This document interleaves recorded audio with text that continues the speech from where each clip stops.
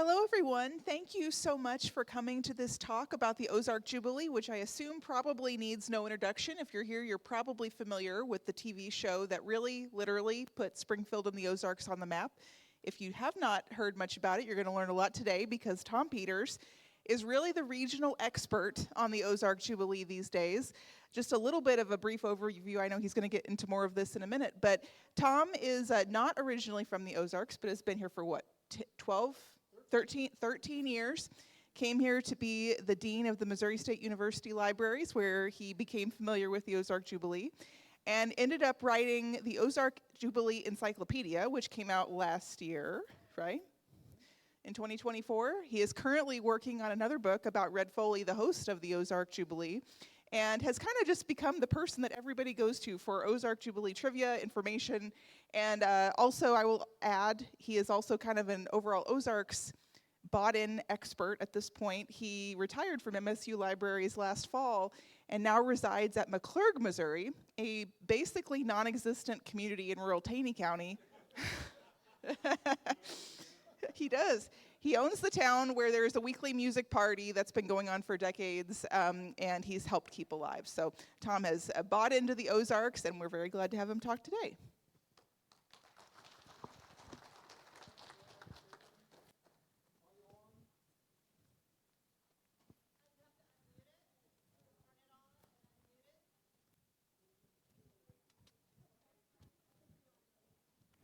How's that?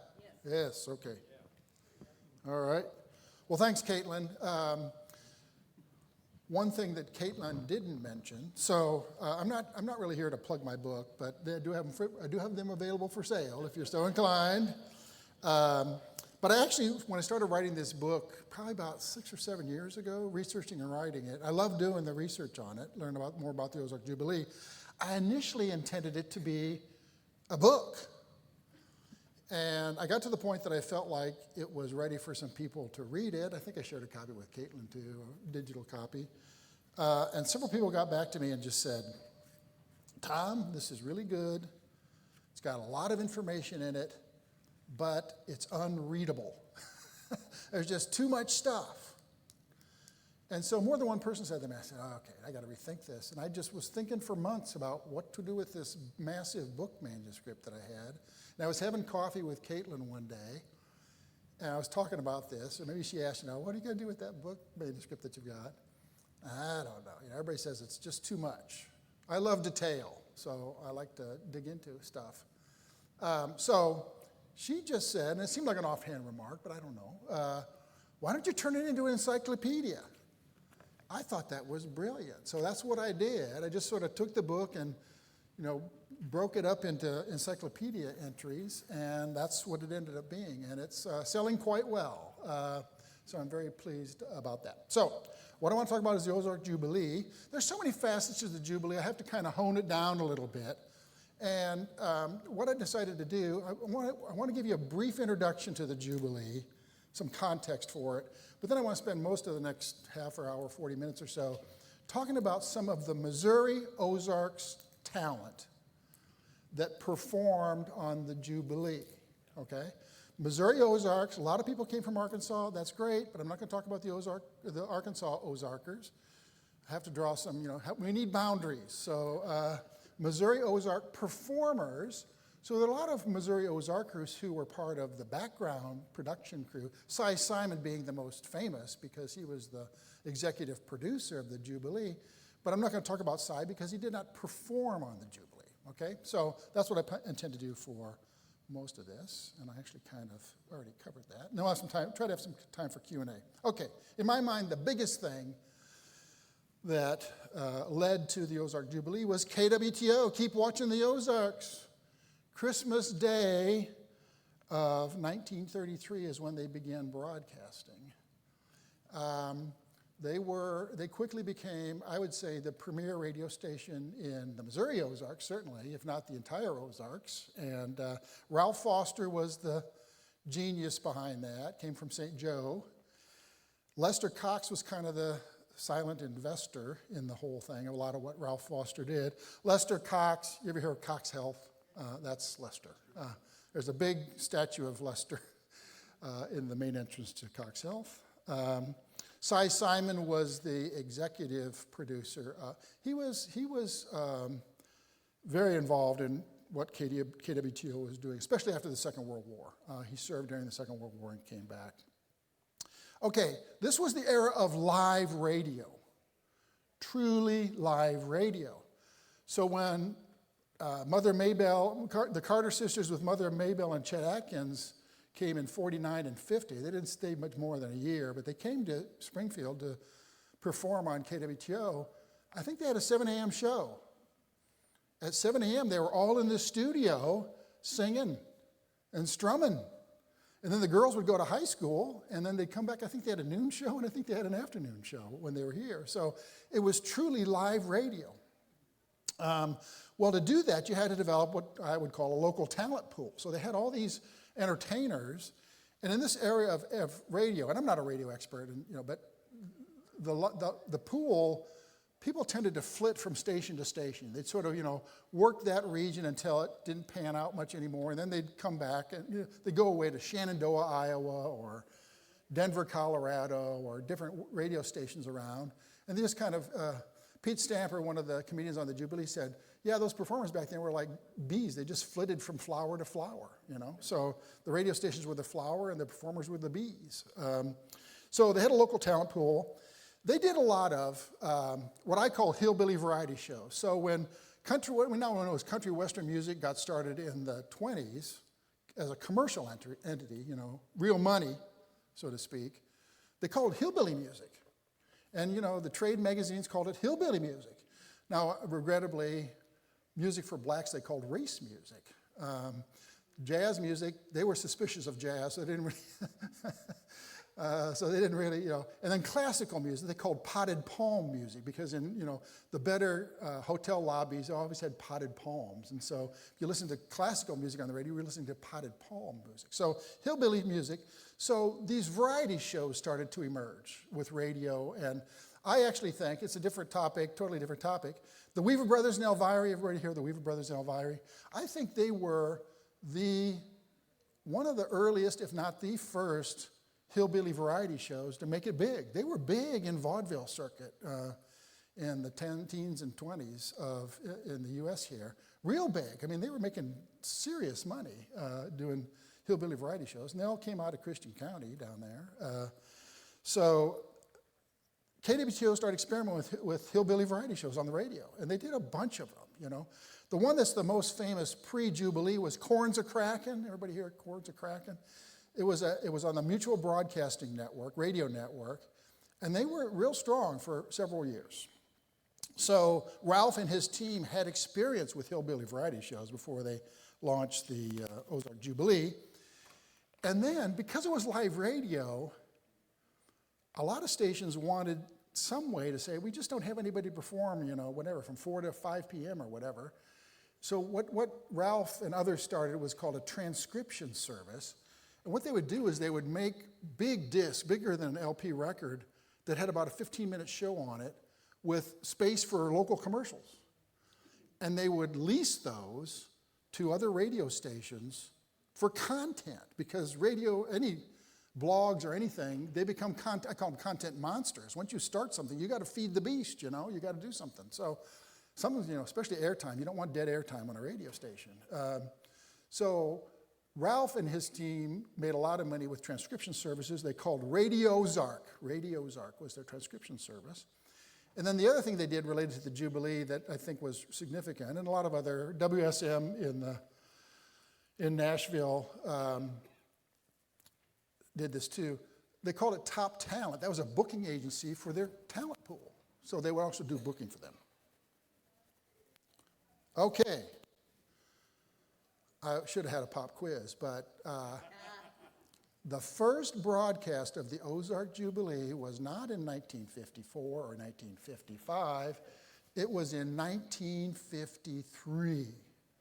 The final Saturday of 1953, between Christmas and New Year's, the day after Christmas, that's when they launched the Ozark Jubilee as a live local television broadcast from KYTV at their studios out on West Sunshine Street in Springfield. That's when it started. And Bill Bailey was the MC. So if you're ever in a trivia contest and like, when did the Jubilee start? 1953, you now know the answer. Who was the first host? Red Foley. Wrong. Bill Bailey. And he'd been with KWTO for quite a while. So he was the first. So they start off as just the KY3 studios. Probably had a very small audience standing there in the studios. Then, another key piece. So KWTO is a big chunk of understanding where the Jubilee came from. The second one was television. So television as a technology was known back in the 20s. I think they even had demonstrations of television back in the 20s. Then we had these two major world events that kind of put the kibosh on the broad adoption and diffusion of television. One was called the Great Depression, and the other was called World War II. So television had a long, what I would call a gestation period. But then after the war, my sense is 1948 was the big breakout year for television. That's when people on the East Coast and the West Coast and Chicago, the major metropolitan areas, had to have a TV, 1948. Now, it didn't reach the Ozarks until 1953. And there were 4 networks back then, CBS, NBC, ABC, and Dumont. Anybody ever remember seeing a Dumont television program? Yeah, okay. So Dumont didn't last very long, a few years, I think. They were, and there was a real mark between NBC and CBS where they had big radio networks, and so the transition to television was relatively easy for them. ABC sort of had a national radio network, but they, as we say in Iowa, I'm an Iowa boy, they couldn't rub 2 nickels together. They didn't have anything to lose. And then Dumont was like number 4 and trying harder. So there were 4 networks. Television, like radio, early television was truly live television. Now wrap your heads around. You all know when you think you're watching live television, there's a built-in 8-second delay. So if somebody curses, or if Janet Jackson has a wardrobe malfunction, they can cut to black, or they can edit it out. Back then, there was no 8-second delay. If you did something, it went out. The size of the audience, I've read and seen various estimates of how big the television audience was for the Ozark Jubilee. My best guess, in talking to others, is 9 to 10 million per week. That's huge. Now, it's not as big as like Gunsmoke or some of the other most popular shows, but it was a respectable, solid television audience.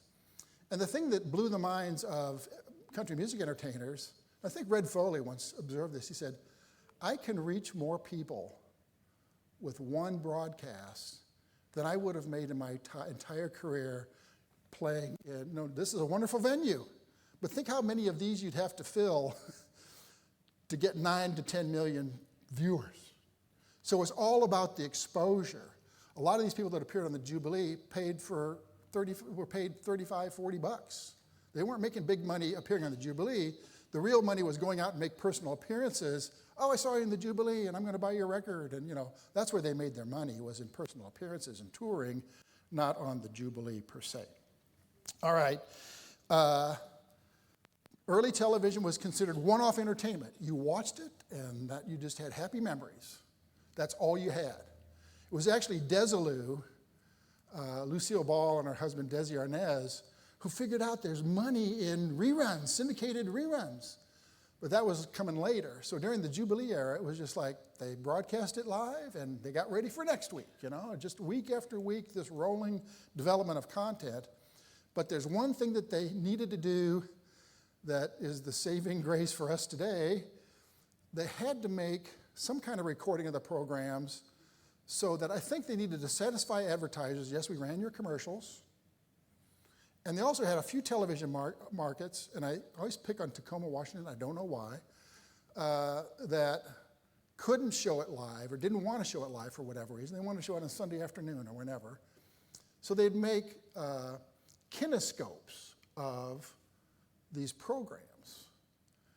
And to jump ahead a little bit, when I started at MSU back 12, 13 years ago, Wayne Glenn, the old record collector, called me.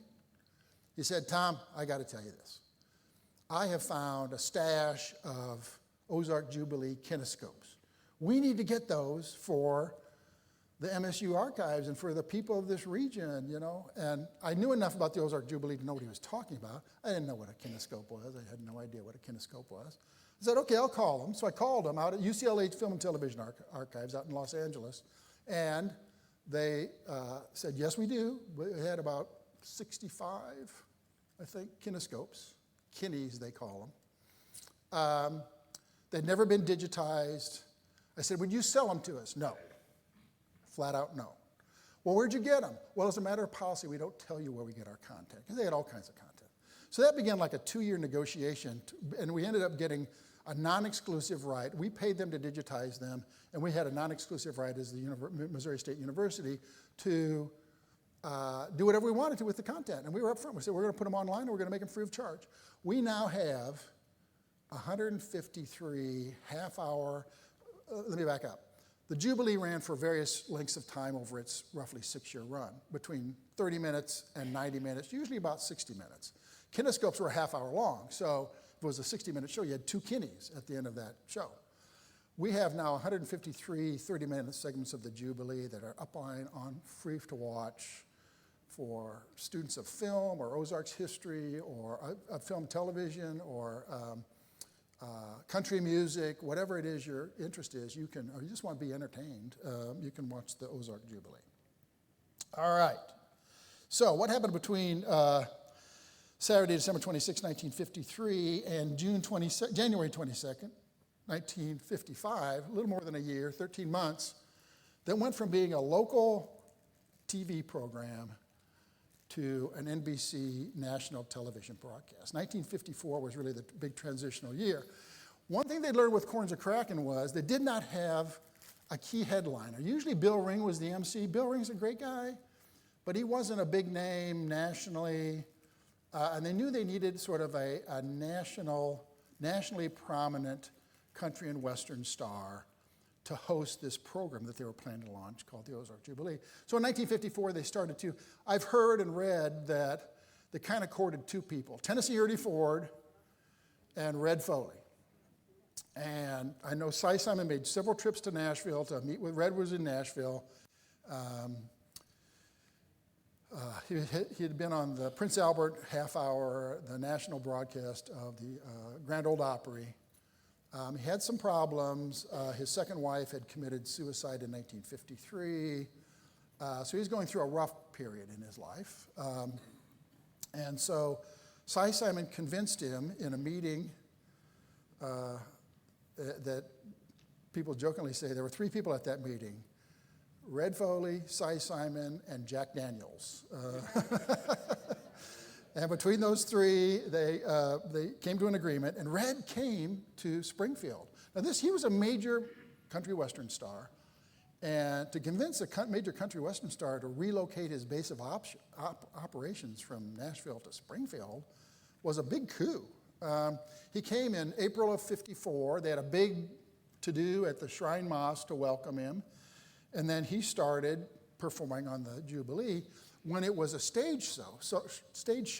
So to circle back, KY3, the program on KY3 at the studio was going well. They ran out of space. They had too many people showing up for the show, so they started looking for a stage show venue, and they found the Jewel Theater.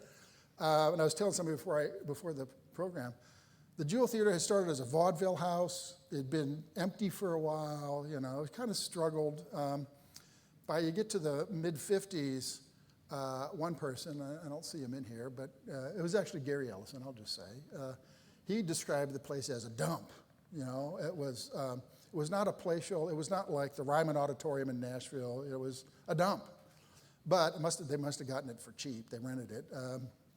And that's the home of the Jubilee when it was a national broadcast. They had to retrofit it for national broadcast television. All right, last thing I want to say before I dive into the meat of my talk, and I better hurry up here. I'm just going to mention it, but I'm not going to dwell on it. Pretty much every major country western star of that era appeared on the Jubilee, and this is just a sampling. Really, you can hardly mention anybody that was big back then that did not appear on the Jubilee. If you look closely down at the bottom there, two that tried to get on. Willie Nelson, back when Willie Nelson was a clean-cut young man, so you know what I'm talking about. He came to Springfield with his wife and two kids to try to get on the Jubilee. He wanted to get to Nashville. He was out in Portland, Oregon, wanted to get to Nashville. He drove all, he stopped in Denver and worked a few weeks, So it was very, hand-to-mouth kind of travel, He'd work, get some money. They'd go another 100 miles down the road, kind of thing. So they got to Springfield. They stayed with Billy Walker, another entertainer who performed on the Jubilee, and his wife. Willie auditioned. They did not choose him. He didn't have enough money to get out of town. Now, the story is that he worked at Aunt Martha's Pancake House, which is on South Glenstone, but that's not true. As far as Gwen Glenn has looked into it, I don't know if you knew this or not, but Aunt Martha, she was an entrepreneur. In her career, and she didn't live that long, I think she died in her 60s, she started 19 restaurants. Kind of her business model was you start a restaurant, you get it going, you sell it. Then you take the proceeds, start another restaurant, get it going, sell it. Over the course of her career, she started 19 restaurants. The one that she started, it was just a block south of the Jewel Theater on South Jefferson in Springfield, was called the Corn Crib. But by the time Willie Nelson got into town, she'd already sold it. But Willie and his wife, and Wayne Glenn's done all the research on this. But I think he's done it. He's gotten to the bottom of this matter. They both took jobs as, cook, bottle washer, dishwasher, whatever it took. And they just, because they had two kids, one worked days, one worked nights, and that's how they made enough money to get out of town. And the other one was Elvis. Elvis wanted to get on the Jubilee. And the reports I've seen is that they just thought he was too, hippie or something, gyrating his hips all the time, or they thought he was a flash in the pan, so they just passed on Elvis too. But just about everybody else on this list appeared on the Jubilee once, if not multiple times. In terms of people that they discovered, Wanda Jackson from out in Oklahoma, she made her first appearance on the Jubilee. She just graduated from high school. She was like 18 years old. And she appeared on the Jubilee and then subsequently many times. And then, of course, the story of Brenda Lee. Her first national exposure was on the Ozark Jubilee. She was known in northern Georgia. She was a known entity, but she wasn't known nationally until she appeared on the Jubilee in March of '56. Red Foley had discovered her down in Augusta, Georgia. She'd come to one of his shows, and her manager, Peanut Faircloth, a very short man, that's why I call him Peanut. That was not his given first name. Peanut got a hold of Red and said, I've got this little girl you got to hear sing. And Red goes, okay, let's hear her sing. And you know how Brenda could belt out a song? So here's this, I think she was 12 or 13 years old. She belts out this song, and Red was just like, oh my gosh. He invited her on stage when he was performing it in Augusta. And then he went back to Springfield and said, we got to get this little girl on TV. And so then she appeared in March of '56, and the rest is history. All right, that's all I'm going to say about the big names. But my point here, I do have a thesis for my talk, is that I don't want anybody to think, oh, it was all this, this national talent would come in and then they'd do their show and then they'd leave, It was just another show, like doing Vegas or who knows what. There was a lot of Ozarks talent that appeared on the Jubilee and behind the screens. And I'm just going to focus today on the local talent that appeared on screen during the Jubilee. All right, so in kind of rough alphabetical order, I'll explain. I'll try to. Lenny Aylshire, by last name. I'm a librarian. I'm a retired librarian. So alphabetical by last name. Lenny Aylshire was an old vaudevillian, and he was kind of the straight man, and he and Gugu Rutledge were, kind of the, kind of common, Smothers Brothers, there's always one who's kind of the straight guy, sets up the joke, and the other guy delivers the joke, So Lenny was the straight man to Gugu's antics. And they actually toured. I think they kind of, especially Gugu, kind of learned the trade touring with the Weaver Brothers and Elvira, which was late vaudeville. So they were vaudevillians. And there were other people, Aunt Sap and Uncle Sipe, the Brassfields. They weren't from the Ozarks, but they were all vaudevillians. So there were a lot of performers, there were several performers on the Jubilee who were all vaudevillians. Okay, then at the other extreme, Mike Bride, Arkansas Red, he was just a little tyke when he appeared on the Junior Jubilee. So here's a general trend with the Jubilee. They found over time that younger and faster was better.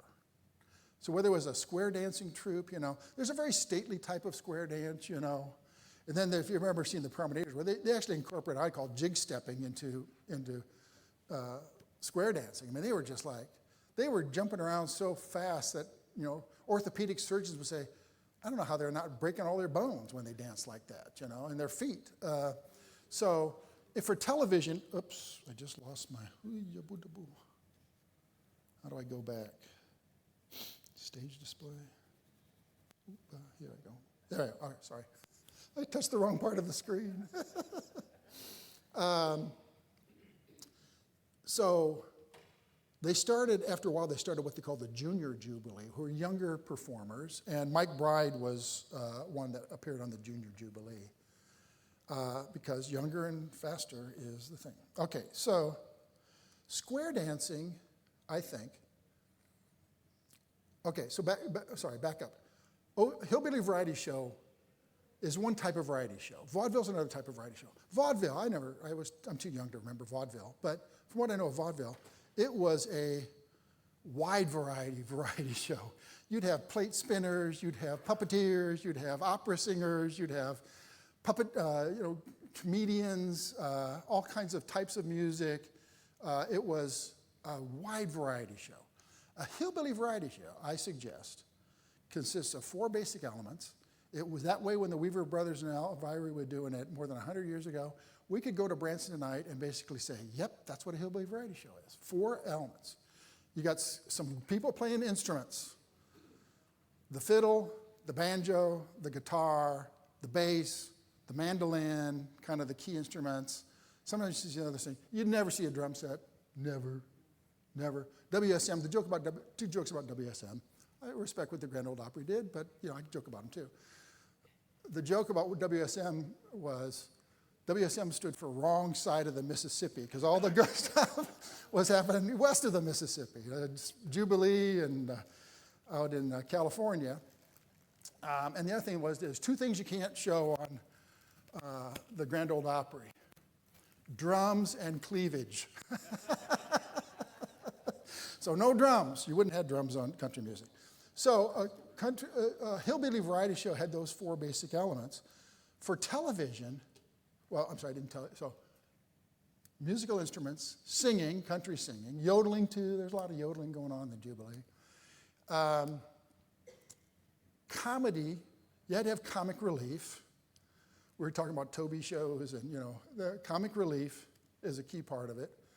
And then dancing, usually square dancing, clogging, sometimes tap dancing on the Ozark Jubilee. And for television, the dancing was a natural for television. And so I think every half-hour segment of the Jubilee that we have has some kind of dancing in it.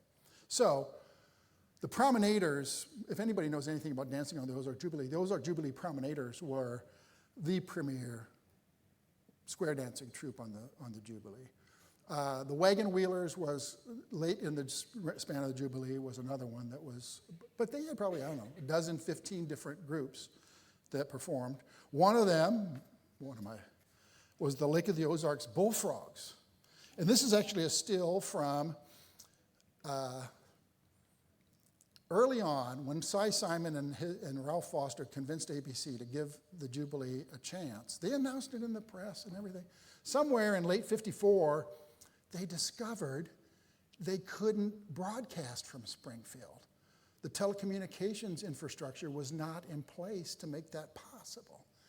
And as Cy Simon famously said, speaking of the content, we can suck content. We can bring it into Springfield. We can't blow it out. We can suck, but we can't blow.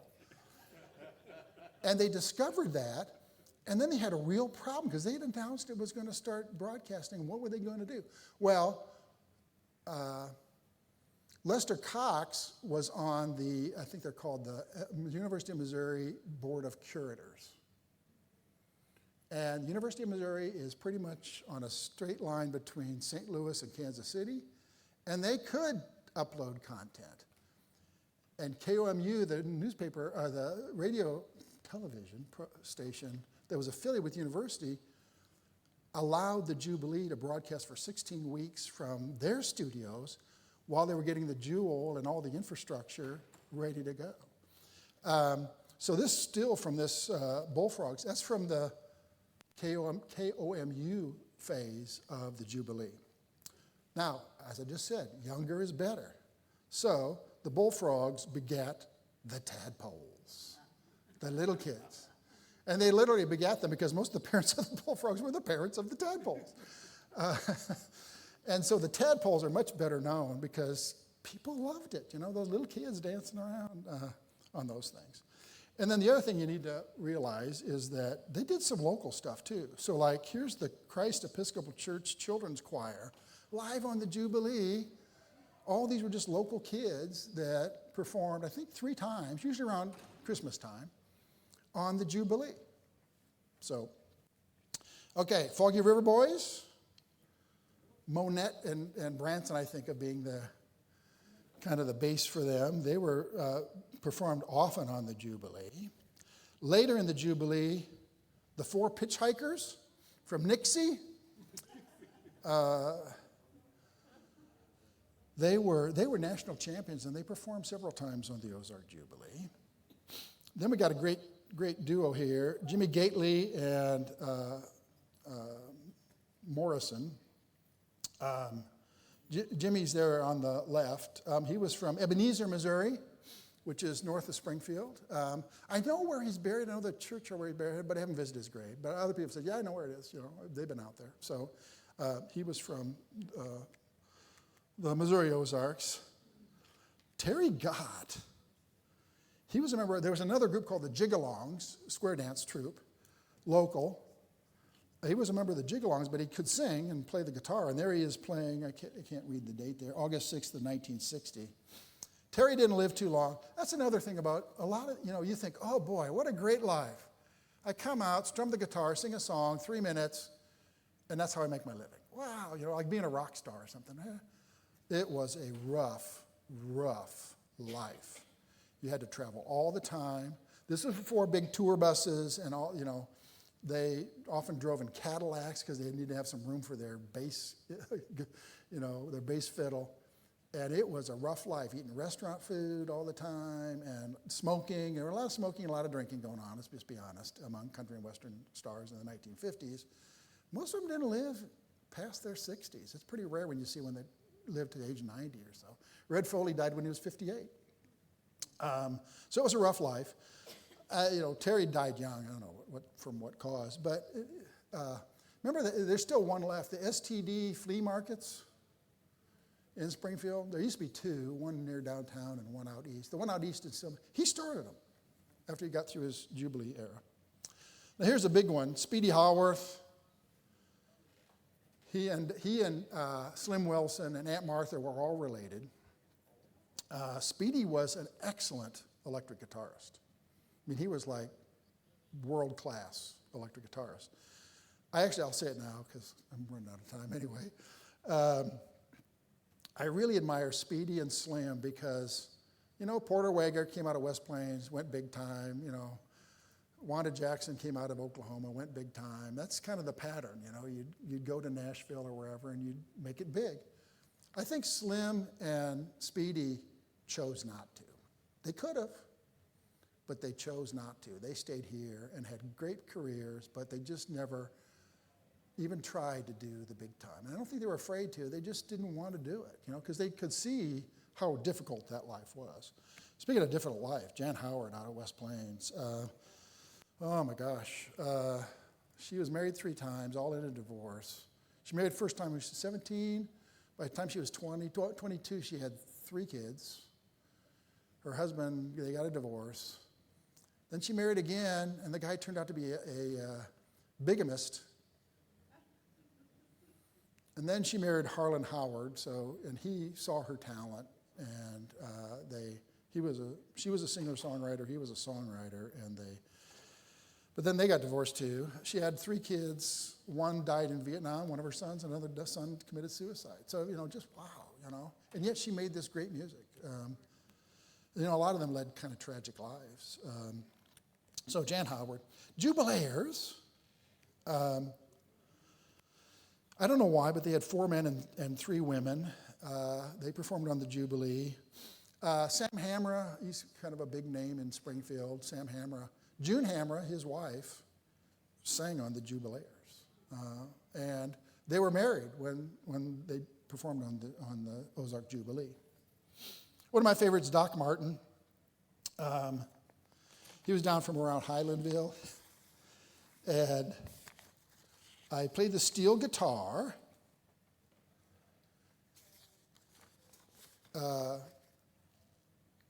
And I'm from Iowa, so I have to say, he lived most of his adult life in Carter Lake, Iowa, which is actually west of the Mississippi River. Missouri River, yes. Thank you. So most of Iowa is between the Missouri and the Mississippi, but Carter Lake is actually west of the Missouri, cheek by jowl with Omaha. It's one of those deals where the river changed course, but by after they plotted the states, and so Carter Lake, Iowa is on the western side of the Missouri River. He and his wife lived. I spoke with his wife a few years ago. He's since passed. And then the other point I want to make is, this is all not distant past. And 2 points I want to make. It's all not the distant past. And if you have anything that you think have any kind of cultural importance, don't throw it away. Talk to somebody, talk to Kaitlyn, talk to MSU libraries, talk to your local county history. You might have something that's very, very valuable. So, Jess Grimes, anybody ever been to the Old Field Opry? Yay, oh yeah. If you've been, you can't help but love it. Jess Grimes is the fiddler at the Old Field Opry. He's got Doc Martin's steel guitar in his attic. So I gave him the talk, like, don't throw that away. Donate it to one of the museums. Okay, Harold Morrison, very fine fiddler. He also could dance. He was just an all-around good person. He was from High Lonesome, Missouri, which is one of my favorite place names. Anybody ever been to High Lonesome? I have been, yeah. It's in western Douglas, extreme western Douglas County, and it is high and it's lonesome place. But the Morrisons are thick over there, and Harold did that. A couple things about Harold, real quickly, because I really am running out of time. One time, he and a friend of his got into a guy named Omar Ragsdale. They were performing in a contest at the Webster County Fair, right here in this county. They were performing, you go through the quarterfinals and the semifinals and, the whole thing. Somewhere during a break when they weren't performing, they got in a fight. And Harold ended up with a bloody nose, and Omer got, his knuckles were cut, And darn if they didn't go back and win the competition. After the fight. Okay, the other thing about Harold Morrison, this is, I mentioned that a lot of people would appear on the Jubilee, which is often early in the evening because, East Coast to West Coast, live, so often it'd start at 6:30 Central Time. Sometimes they'd perform during the first half hour, and if they knew they weren't going to be in the second half hour or the third half hour, they'd take off and head to the next gig, because that's where the money was in doing those gigs. So on New Year's Eve, and again, they did a show every week. I figure 352 consecutive weekly programs they did and never missed one. 352. So it didn't matter. So one year, 1955, Christmas Eve and New Year's Eve fell on Saturday night. They did shows. So Harold and some other people on New Year's Eve of 1955, they performed on the Jubilee. They jumped in a car and they drove to Ava. Now, I live over by Ava now, so I know. But, even now it's like, ooh, you got to Ava in an hour, Think back then before the roads were, as passably good as they are today. And they played the New Year's Eve dance at the Ava American Legion Hall from 9 to midnight. Wow. So talk about it. Okay, now I got to mention the Philharmonics because they came out of a black church in Springfield. They were fantastic, and they performed on the Jubilee. And I want to make sure that people understand this was not like 1960 and they were getting some heat. Why don't you have any black people or people of color, as we would say today, on the Jubilee?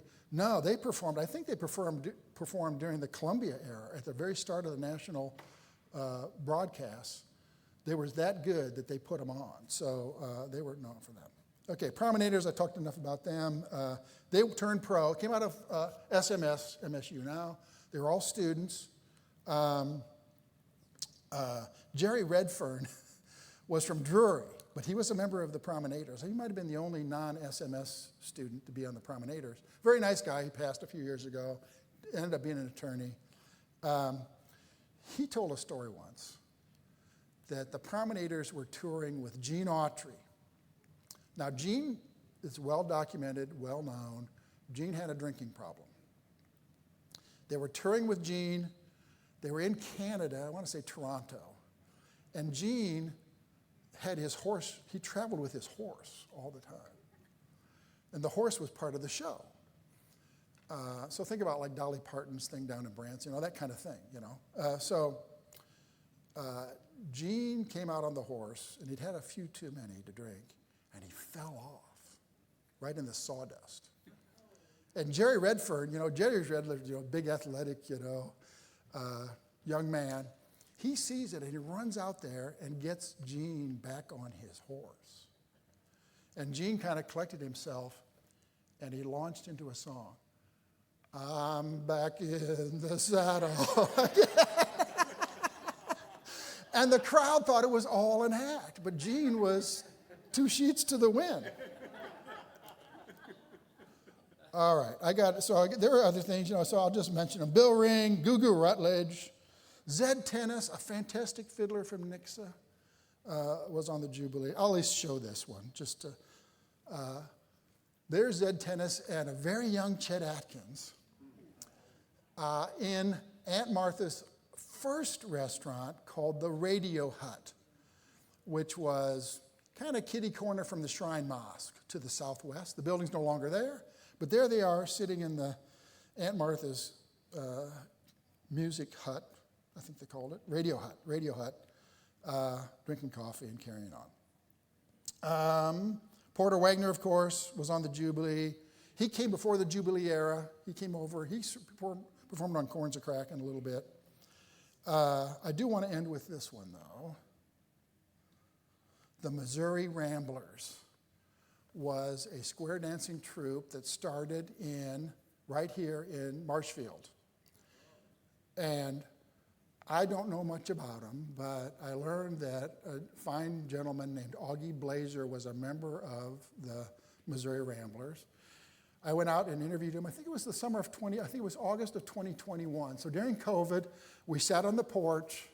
He told me about what it was like. They performed during the Columbia era of the Jubilee. He talked about how small the studio, it's tough to square dance in a television studio, Television studio was probably, where the camera was probably about half as big as this stage, Could you imagine trying to square dance, And you got like people, three people deep standing around you. But he said it was kind of tough there. But the one that really, that's a funny story. I'll end with this one here. That they'd also do, like benefit shows. So one time they went to the FedMed, the federal medical facility for National Medical Facility for Federal Prisoners in Springfield. So Red was there, and the Missouri Ramblers were there, and I don't know who all was there. They were doing a show for the inmates. And so Red at one point said, it was Christmas time, and Red said, "What do you men all want for Christmas? Just shout it out." And one inmate shouted, "A helicopter." And I guess everybody in the troop just broke up laughing. So Augie was there when that happened. Okay, to wrap up here real quickly, why was the Ozark Jubilee such a successful show. Just amazing talent, both in front of and behind the cameras, and I've tried to give you a little inkling of that today. Had very low cost of production. So ABC loved that because they didn't have 2 nickels. The other thing that was amazing was the average number of viewers was very high in that age of television, 3.2 viewers on average. And so that's for advertisers, that's like golden. So they had a high viewer average per set that was watching the show. And then the other thing, in this time of television, they could figure out, they had shows for men, they had shows for women, and they had shows for kids. But they couldn't find a show that would appeal to all 3 of those basic demographics. But the Jubilee did almost 1/3, 1/3, 1/3. And so again, the network loved it, and the advertisers loved it. And then, it was a huge effort, a lot of talent, but I would say the 2 that really made it happen were Cy Simon and Red Foley. Cy was a Springfieldian. Red was from near Berea, Kentucky. But between those 2 and all the talent behind them and support, they really made the Jubilee a huge success. All right, last but not least, if you want more, and I can tell you do, Missouri State University, I'm very proud that Missouri State University Libraries has an extensive array of things. So I mentioned the over 150 half-hour episodes that we have of the Jubilee. If you just search Google Ozark Jubilee, Missouri State, it'll pull them up for you. It's great viewing. I was born in 57, so I don't remember the Jubilee at all. But it's great entertainment to this day. The one thing that you got to do is you got to adjust your timing belt, because it's not nearly as fast-paced as most of today's entertainment is. I take my kids, who are now in their 20s, to a movie. They'd want to go to it again because they missed half the jokes. They come at you so fast in today's entertainment. This was very, and now we're going to have, our next entertainer is going to be so-and-so. Come on out here, little lady, that kind of stuff. But it's great entertainment. The producer, the actual producer director of the Jubilee for its entire run was a guy named Brian Bisney, a Canadian who came in to produce it. His son donated his Ozark Jubilee collection. So he has like notebooks where people get scratched out because they're snowed in Chicago, or all kind of notes about don't use camera 2 here, use camera 1 or whatever. We have that whole collection digitized now through the MSU libraries. And then we also got the Jubilee Backstage collection, which was, today we call them groupies. There were these 2 women who somehow got backstage passes in perpetuity to the Ozark Jubilee. So they'd go back there and they'd get all these photographs of their stars just hanging out backstage. It's a great collection, so we call it the Jubilee Backstage Collection. And then last but not least, and I promise I got this encyclopedia. In all honesty, I did it, but if you want to know more about the Jubilee, I think this would be a good thing to have. So, thank you very much. Time for Q&A. Wasn't it the first nationally broadcast TV show? It was not. Country and Western. No, it was not. There's actually about a dozen, but they all fizzled. I think the very first, it might have been on Dumont, it's in my book, was called the Village Barn Dance. What village are we talking about? Any guesses? Greenwich Village in New York City. The first nationally broadcast country and western television show was the Greenwich Barn Dance out of Greenwich Village. So, any other questions or comments? This is an off-the-wall question. All right. Since Willie Nelson was rejected in the Ozark Jubilee and Patsy Cline was accepted, do you know if she sang the song Crazy? I don't know. Willie Nelson? I don't know, but I do want to say also, when we put these online, a fellow named Craig Amison did a fantastic job of, librarians call it metadata. It's like, you can look at those things and it'll tell you at the 5-minute, 35-second mark, somebody starts singing this song, So you can actually find what you want real easily what you want to see out of those episodes. And I'd encourage you to watch the entire 30-minute episode because that's the way they thought about television program. It's still the way they think about television program, is it's a half-hour segment, and then how they sort of did that was real interesting. Usually, Red ended the program with a gospel tune, usually. He called it a tune from his Keepsake album, kind of a heartfelt kind of song was the way they'd often end the program. But just how they, sort of the timing and the variation of the what they provided was just really interesting. But I don't know.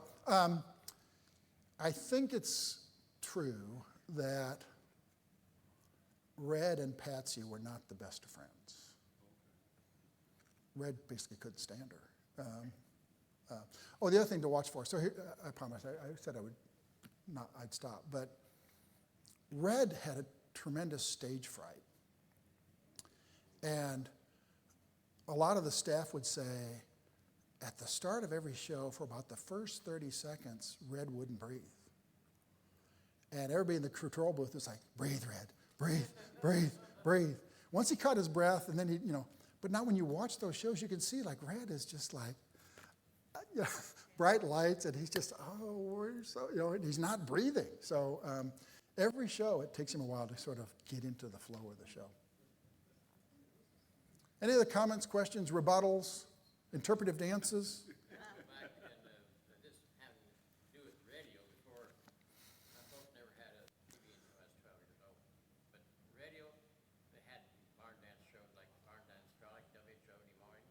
Yeah. And it came in good and clear, all over Iowa, maybe in northern Missouri. Yeah. Kind of barn dance show on Chicago station. Right.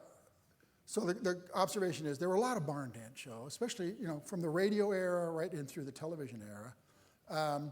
At one point, I think there were upwards of 200 barn dance shows on radio, all over. From Greenwich Village, New York City, to Compton, California, or one of the piers jutting out in the Pacific Ocean off from the California coast. They'd have barn dances. So it was a national. Canada too, I don't think it really got into Europe too much. But there were a lot of barn dances. Okay, so the other thing, another point I want to make. Of all those barn dances, literally hundreds of barn dances, I would say the top 3 to date are the National Barn Dance out of Chicago, the Grand Ole Opry out of Nashville, and the Ozark Jubilee out of Springfield. Those are the big 3. Now the contenders are things like the Big D Jamboree in Dallas and the Louisiana Hayride out of Shreveport. But I would say the big 3 are those 3. There's only one person that I know of that made a material contribution. Now, what do I mean by that? It didn't just show up once and, play one song. There's only one person that made a material contribution to all 3 of those shows. Red Foley.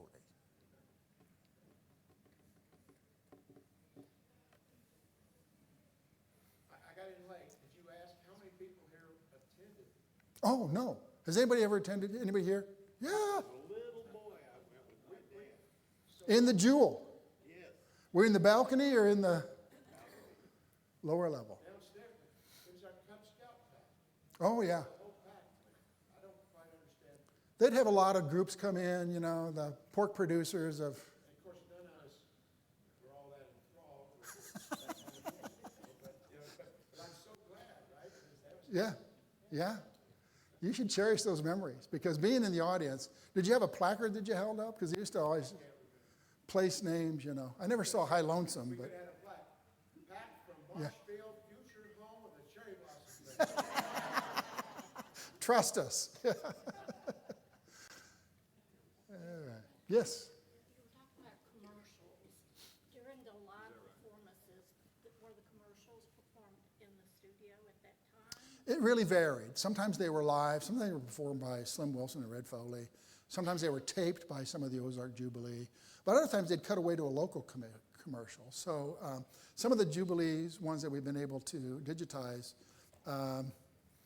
one of the major advertisers was a beer company, a West Coast beer company. And I asked people around here, like, did they advertise beer on the Jubilee? No, I never did.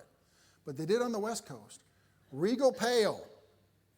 one of America's 2 great beers. Jim Nars was the spokesperson for Regal Beer, and you know, you could do a whole study of just the commercials that appeared on the Jubilee.